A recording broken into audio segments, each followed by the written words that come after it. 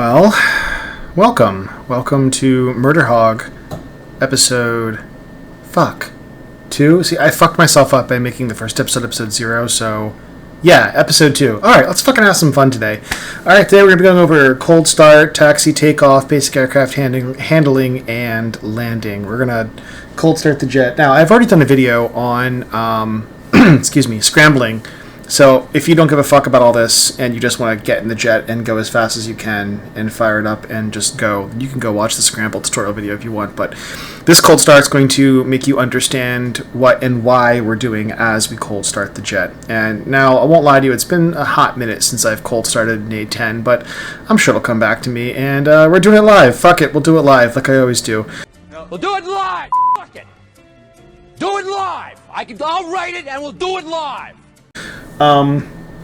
Today I am drinking Jack Daniel's single barrel proof. Now, I had a Czech airman recommend this to me. He's like, dude, if you ever see this, just buy it. It's really good. There's a lot of controversy online about whether or not Jack Daniel's is a bourbon. I don't really give a fuck.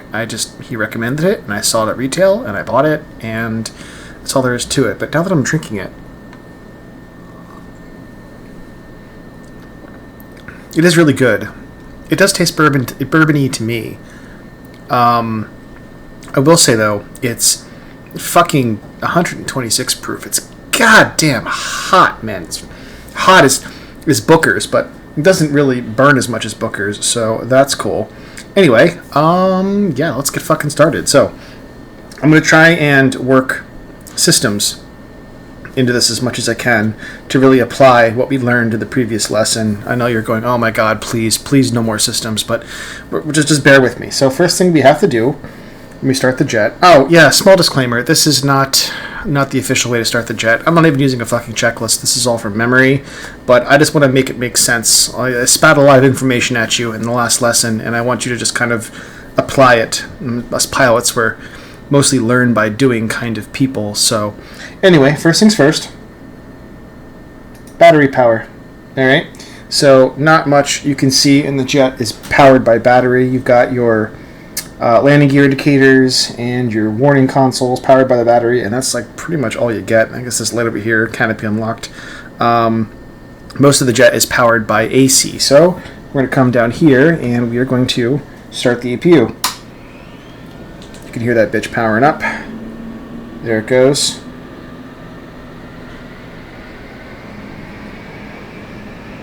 Fires up remarkably fast, actually. It takes like fucking 2 minutes to fire up the APU in an Airbus. Cool. So now we have an APU. We can turn on the APU generator. So, technically the next thing we could do is start firing up the engines, but there are some things that bottleneck you when starting the A10 that you should get going first, namely the CDU and the IGGI. They take a while to align. By far the longest thing to do in the jet to get them to align is those. So let's get that guy starting with its built-in test while we start the engines. So now that we have electric and air, we're able to fire up the engines. So let's go ahead and fire up the left engine. So it's going to begin its test. It's going to, now that we have a little bit of hydraulic power, it's going to start to retract the flaps as well.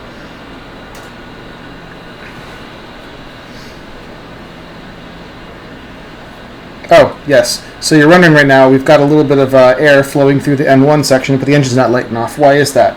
Because the inverter's not turned on. There you go. AC power is required. Now you can see it's lit off. The temperature's increasing. The fan's increasing. The N2's increasing. The engine is running through its complete start cycle now. Meanwhile, this thing is starting its alignment. Now, you could go into INS here and go and do a fast align, but we'll let it go through a full align. You'll also notice that we have a master caution for the APU generator because it's saying, hey, buddy, I've got power coming from the left inverter, so I don't really need the APU generator anymore. So it's saying, hey, kick off the APU. Easy enough. Now, I mentioned in the previous video you should start the jet with the APU, but I read that you can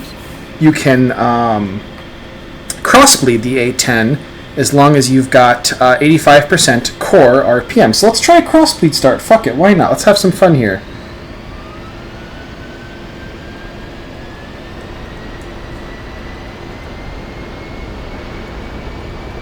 Alright, so there's 85 core. Let's see if we can crossbleed start. Fuck it.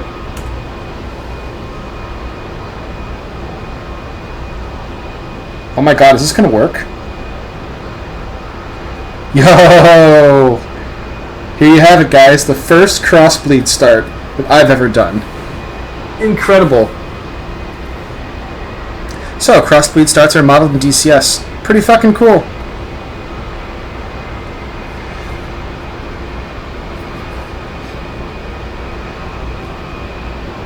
Get some bourbon while I'm at it.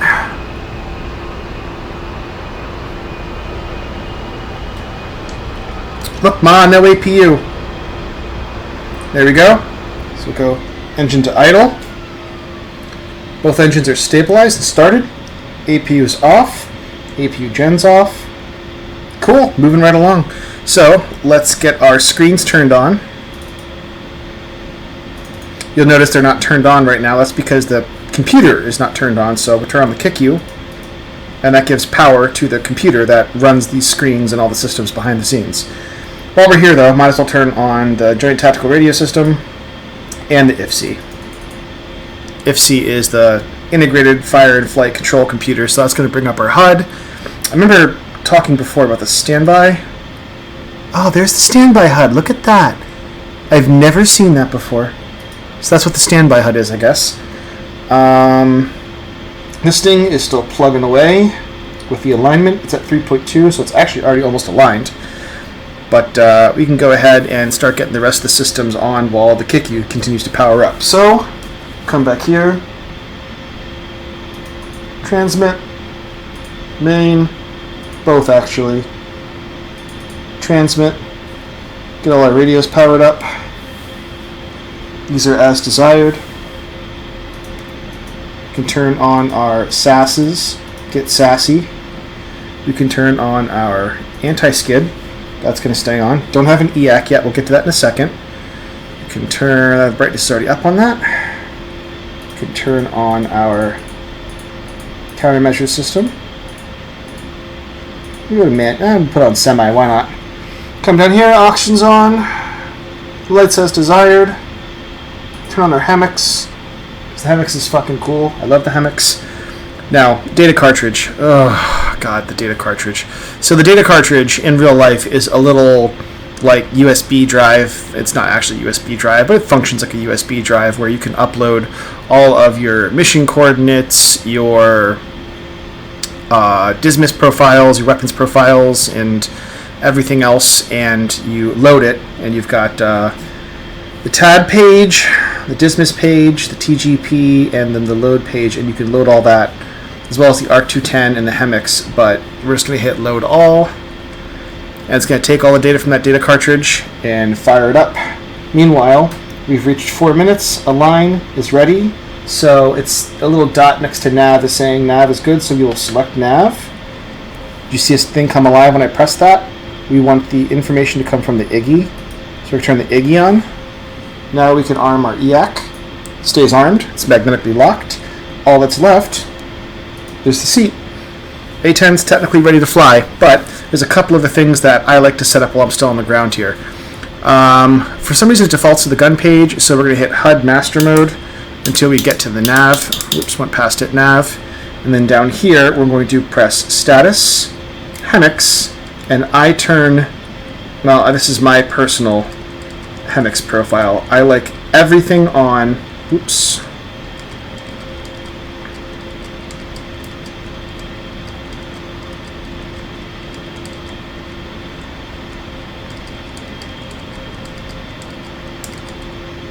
up to airspeed. I like all of the flight things to occlude when I look at this, but everything else that would be displayed in the HEMIX that's not displayed in the HUD is not occluded, so that, like, for example, the HEMIX will show my TGP box, but the HUD won't. So if my TGP is looking right in the front and I move my HEMIX over the HUD, it still shows the TGP box. Excuse me, sorry. So, that's pretty much it. So we can put the dismiss page or the tab page on the left-hand side. I like to have my TGP on that side because that's just the way I am. And, yeah, this A10's ready to fly aside from closing the canopy, so we'll close the canopy.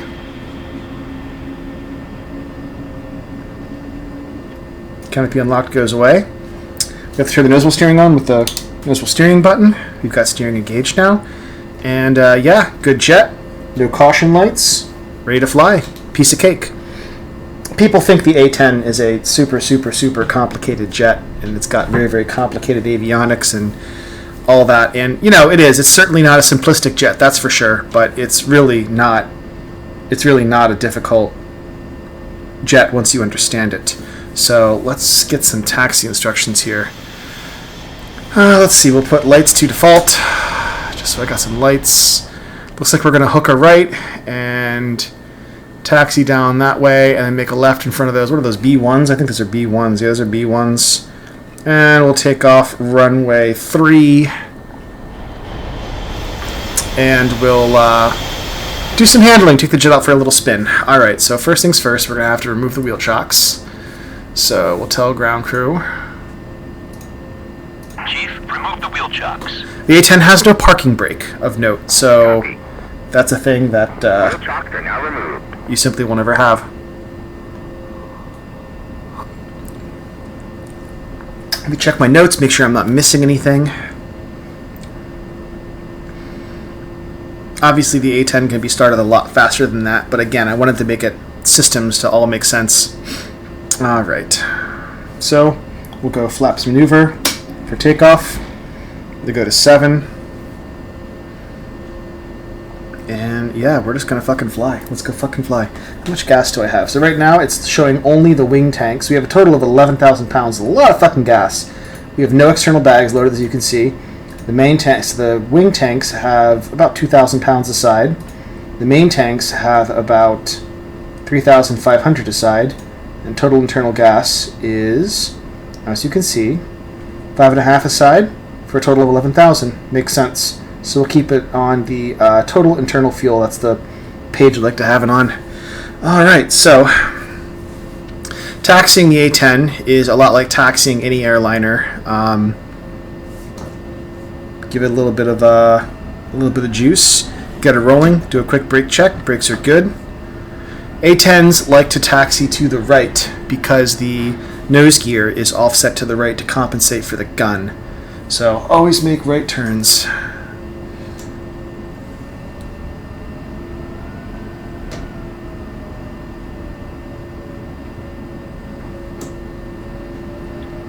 If this were a real combat mission, we could be going over our weapons profiles, aligning our Mavericks, firing up our TGP, all of those things.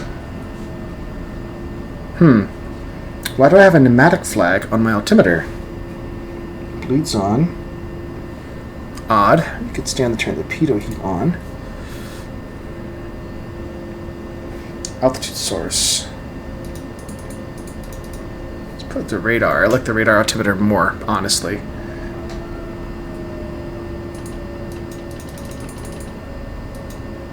Curious. You can see the HEMIX is at 90% brightness. I like it at full bright, so we can make the HEMIX soy, and then increase the brightness of the DMS up, make the HUD soy again. And if you don't know what any of those things mean, that's going to be the very next topic we discuss in the next video, so sit tight. That's coming. Man, someone's fucking sloppy with the paint here. Holy shit. I wonder if the real Nellis Air Force Base is like that. Sloppy, sloppy. It's really bothering me. I can't figure out why I've got that pneumatic flag. Oh, there it goes. Odd. I've actually never seen that before. I don't know what that is. I'll have to look that up why that is. Never had that problem before.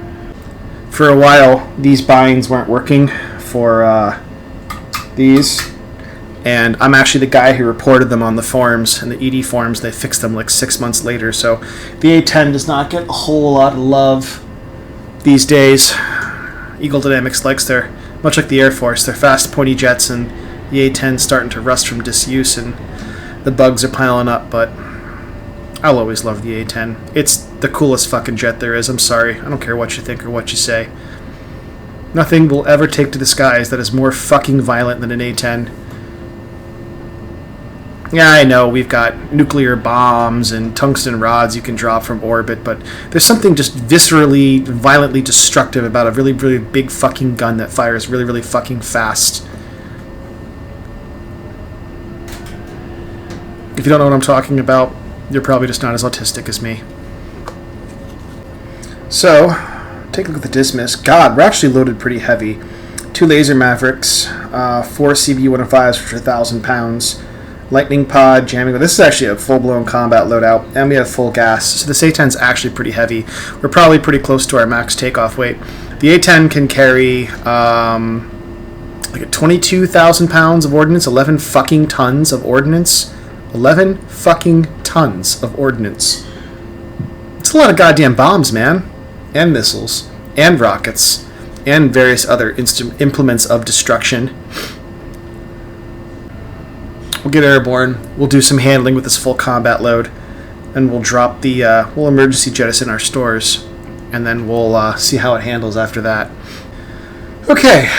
Runway 03 right. We'll take off on this. Alright, so stuff's going to happen really fast. If this were a real A-10, you would bring the fans up to about, I think 80, 85, 90%, and let them spool to that, and then release the brakes, and then go full power, but I don't think compressor stalls, at least in the A-10, are modeled. At 50 knots, we are going to turn off our nose wheel steering, and at about between 120 knots if you're really light, up to like 135 knots is your rotation speed. Now, rotation in the A-10 is very strange. You have to give it way more back pressure than you think you have to, and then once the nose comes up, you have to release a lot of it. If that doesn't make any sense, I'll try and describe it as I do it, but this is from a real A-10 pilot. I was actually in a military simulator, and a real A-10 pilot described this to me, and DCS is true to that. So, let's get it going. Full brakes. Let's run those engines up.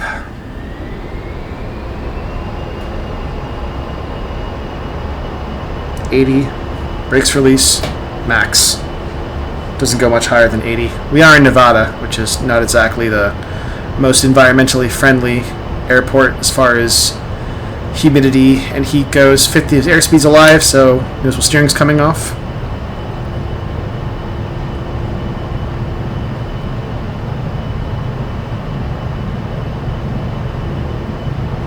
We're heavier today too, so we're probably not going to rotate right at 120. Let's do 130. 130, ton of pressure, nose comes up, release the pressure. There we are. We're up. Gears up. Keep her climbing. A little bit of wind since we're flying crooked. Didn't bother checking what the wind actually is. Flaps up. The nose will lose a little bit of angle of attack as we do that. Okay, so basic flight instruments. Let's point some things out. So you'll see the pitch ladder is actually glued to the horizon. So as I yaw the aircraft back and forth, you can tell, looks like the turn and slip indicator, you can tell your yaw based on where the pitch ladder is. The difference between the bore sight and the total velocity vector is your angle of attack. So notice as I pitch the aircraft, that lags to catch up. That's your angle of attack. Let's see if I can show this from the outside.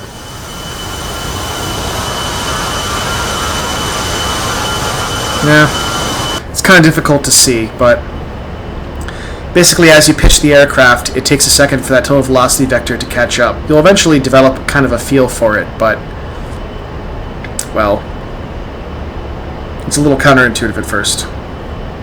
Okay, so let's do some handling. First things first, the A-10 is extremely nimble.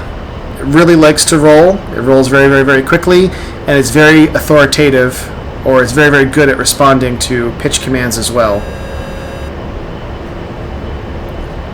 The A-10 was designed to fly very, very, very low to the ground, so that's what we're going to do. Some nap of the earth flying. If you've seen my other videos, then you know this is pretty standard for me. This is how I like to fly. We'll go flap the Vegas Strip where we actually have some things to maneuver around. Pull up. On our way to the Vegas Strip, though, let's discuss something real fast. Recall in the systems you've got the chop tone, the stall volume, and the peak performance tone. Alright, so basically what that means is there's an ideal angle of attack for the A10. So, and that is it's independent of airspeed. So, let's say we're going to pull a turn. Now, as we pull, we're getting, I don't know, 5-10 degrees a second. We can pull more and more, and now we're starting to bleed airspeed, but we're still not at max efficiency. Let's pull more and more and more. There it is. That constant tone means you're at max performance turn. You can even pull a bit further into the chop tone. The chop tone is now you're about to stall. If you pull any harder than that,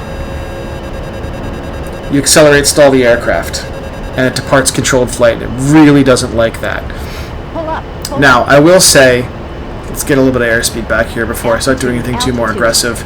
The A10 likes rough flying.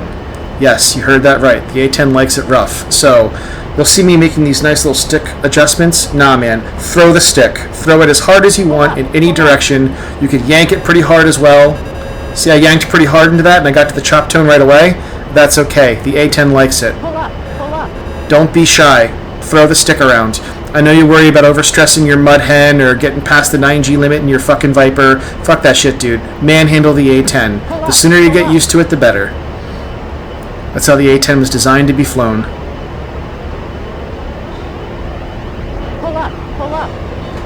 Another neat little thing about the A10 is it really, really, really does not like negative Gs. Also, it can pitch up way faster than it can pitch down. So, what does that mean?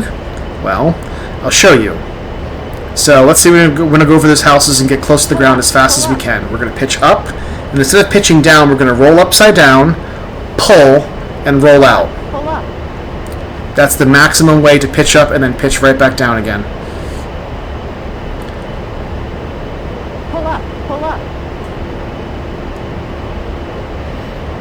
One more time. Coming at these buildings, we're going to go up, roll her over, pull, roll again, and we're down. It's that simple. That is how the A10 was designed to be flown. Let's see, where's the Vegas Strip? Over that direction? Let's go take a ride towards the Vegas Strip. Notice I pull to the constant tone right away. If you're not hearing that tone every single time you pull the stick on the A10, you're not flying it to max performance. Let's jettison our weapons and get even more performance out of it. Okay, so now that we're a lot lighter, you'll see she's even more responsive. Altitude. I mentioned in the video too, you get a lot more roll rate out of having the speed brakes partially deployed. Check it out. A little bit of speed brakes. Look how much faster that thing rolls. Unbelievable. Now you are sacrificing airspeed for that because you're putting out speed brakes, but if you absolutely gotta have that maneuverability, pop a little speed brakes, man. It's going to make a difference. Trim, regrettably, is completely manual on the A10, so you have to use your trim hat manually. Pull up.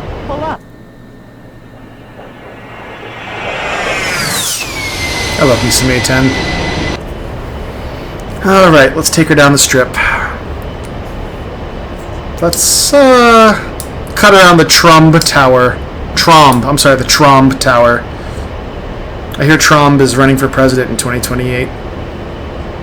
Alright, so we'll go right. We'll pull. We'll roll left. We'll pull.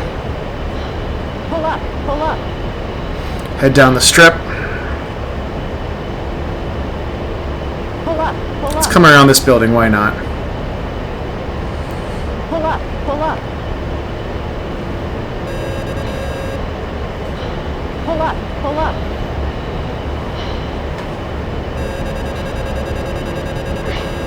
See how fast we can turn? Unbelievably quick.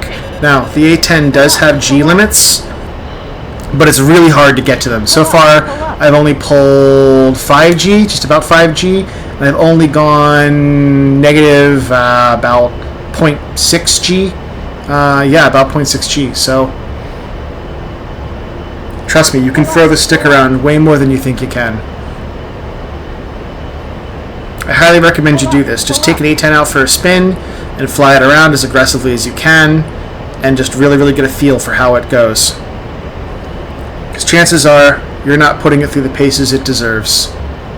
Pull up, pull up. Whenever I roll, I'm pretty much max deflection unless I'm trying to line up a gunshot or something. Pull up, pull up.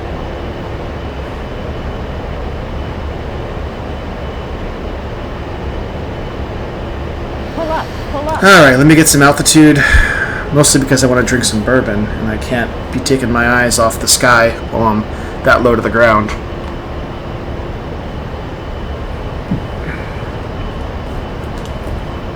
Alright. What else is on the agenda for today? That's a thing we can do. Let's go over a basic pop-up attack profile. Let's go guns. Let's arm everything up. Even though we don't even need the TGP. Alright, so let's say our target was that warehouse over there. Pull up.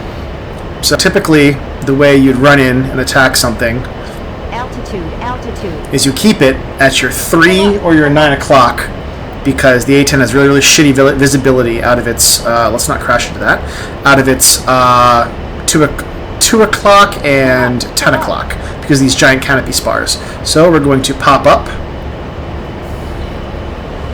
Keep our eyes on the target. Roll in on it. Keep your eyes on it.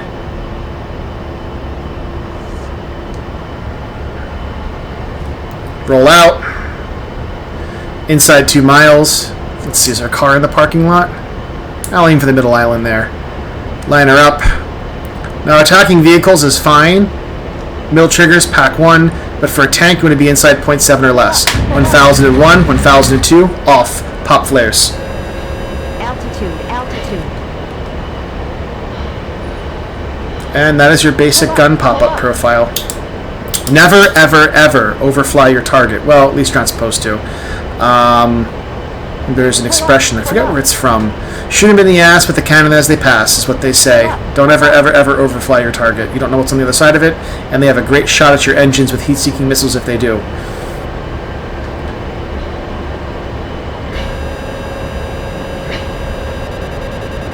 Pull up, pull up. Actually drove me crazy how shitty the flight model was before they tweaked it with the A-10-2 Tank Killer update. It was way, way, way, way too anemic, and now they fixed it and it actually flies a lot better. If you watch HUD tapes of A-10s in like combat and you watch the way they throw the thing around, it's actually even more nimble in real life than it is in DCS, but you know, DCS always has to kind of nerf it. So let's get some altitude again, drink some more bourbon.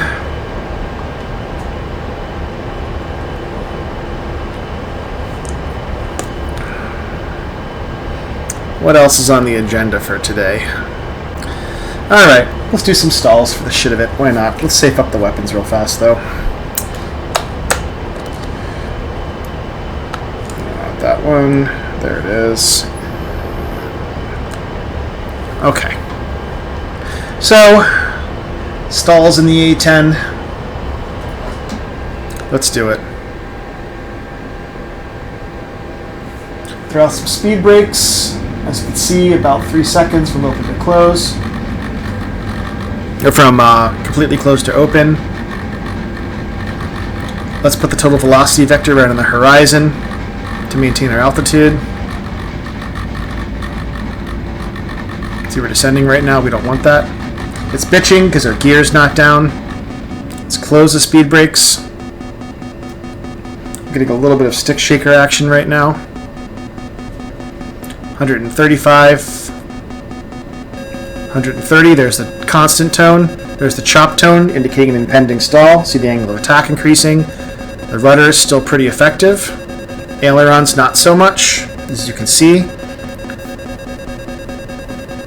Stick is now into my gut, and the A-10 is stalling, and it's looking like it wants to go on the left wing first, and alright, I'm going to break the stall. Full power, and recover. Just like that. Pretty simple. It's an extremely forgiving aircraft. If you've ever flown a Cessna in real life, it feels like a giant clunky Cessna. It's actually kind of ridiculous. Maybe a higher performing Cessna, but like a Cessna nonetheless. It's extremely, extremely, extremely forgiving. Thanks to those gigantic Hershey bar wings. I guess the only thing else I can say about flying the A-10, just as far as general aircraft handling characteristics go, is don't be afraid to use the rudder. If you're really, really, really slow and you need to get that turn in, or you need to keep things tight the side of a mountain or something like that, the rudder is very, very, very effective. And I'll demonstrate that here for a second. Let's get low. Pull up. And let's pop up and let's see if we can keep it inside this tree line. Altitude. So we'll pop up, come over, put some left rudder in. Look how tight we kept that inside that tree line. Pull up. Pull up. Absolutely insane. The A-10 is actually an incredibly high-performance aircraft, just not high-performance the way you think. People hear high-performance aircraft, and they think, oh, it must be really, really fast, or really, really, really high G. Nah, man. The aircraft's high-performance, just not high-performance the way you think. It's high-performance in its roll rate, its maneuverability, and its nimbleness. You know you're in a fucking A-10 if you get into a one-circle gunfight with an attack helicopter. Believe me, I have dozens of times. Alright, 9 miles back to Nellis Air Force Base. Let's get a little bit of altitude, and let's just do a regular, basic, old visual approach and landing. Nothing too fancy. Alright. So, let's land on runway 3 right again. So, I'm entering a extended right base, runway 3 right. Alright, let's start slowing up and configuring. So we'll pull those throttles out to idle. Below 250, we can put the gear down. This is a little tight. Let's pop some speed brakes out, actually. The best speed brakes of all, though, are, of course, the landing gear. Keep those boards out.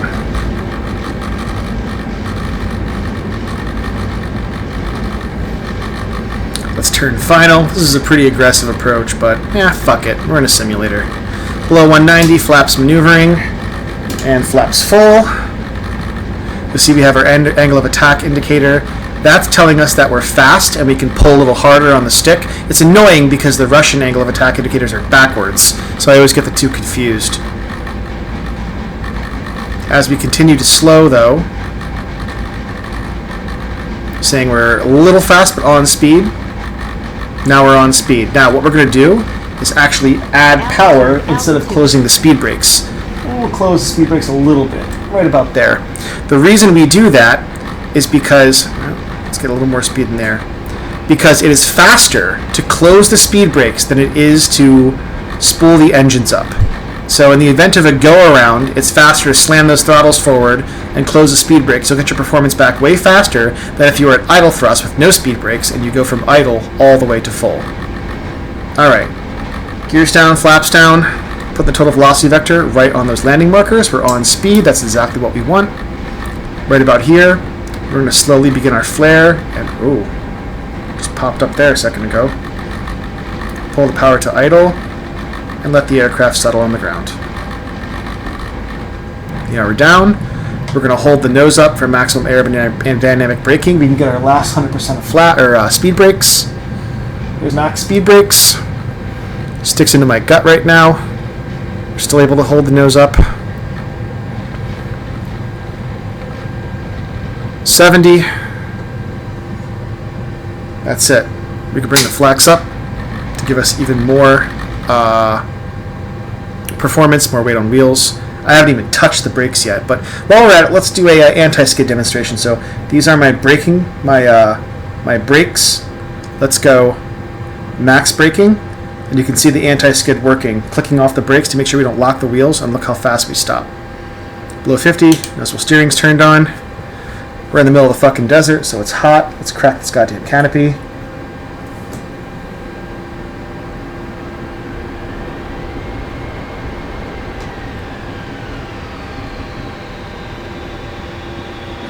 Yeah, let's find a place to turn off and park. Let's see, where should we park? Yeah, let's go park over by the helicopters and flex on them. Oh, no, better, the revetment's right there. Let's park there. Close the speed brakes up. Sometimes her EAC kicks off on the ground. I forget the reason behind this, but it's a normal A10 thing. Happens in real life, actually.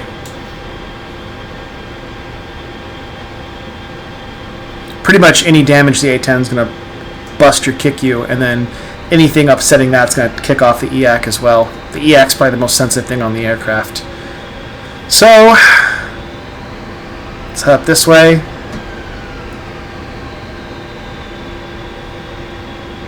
Let's make a right-hand turn, because the A10 likes right-hand turns.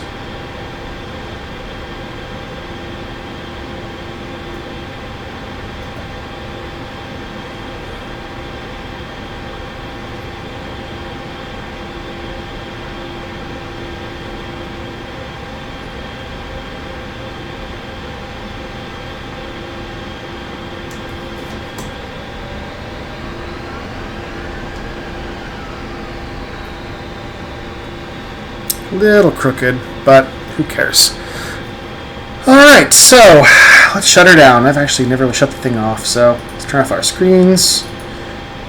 Shut off our systems here. Those.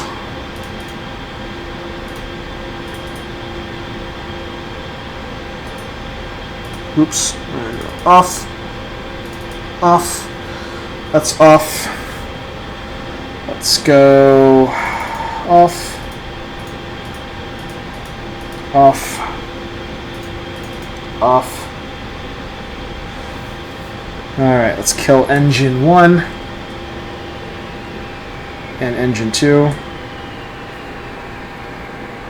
Inverter off. All we have left at this point is to safe up our seat and to turn off the battery and to hit up the crew chief. Place the wheel chocks. Place the wheel chocks. Copy. Wheel chocks are now in place. Wheel chocks are placed. Let go of the brakes. Let's extend our boarding ladder. Yeah, we can hop out and go drink some more bourbon. So that's pretty much it for the video. Pretty basic shit, not gonna lie to you. But again, I'm kind of assuming that you're coming to this video not knowing anything about anything, or maybe you're an experienced veteran A10 guy, but you just don't really know some of the things like how far you can push the aircraft. And this is my message to you: push the aircraft, man. The A10 likes being pushed, likes it rough, likes being flown hard. Fly it hard, ride it like you stole it. As usual, I don't give a fuck if you like or subscribe. Thank you for watching my video nonetheless. And I'll see you next time. Next episode is going to be on HOTAS fundamentals, which is probably the most complicated thing in the A10, but it's really not that hard once you understand it. I think the A10 HOTAS is extremely logically laid out. Yeah, that's it. Bye.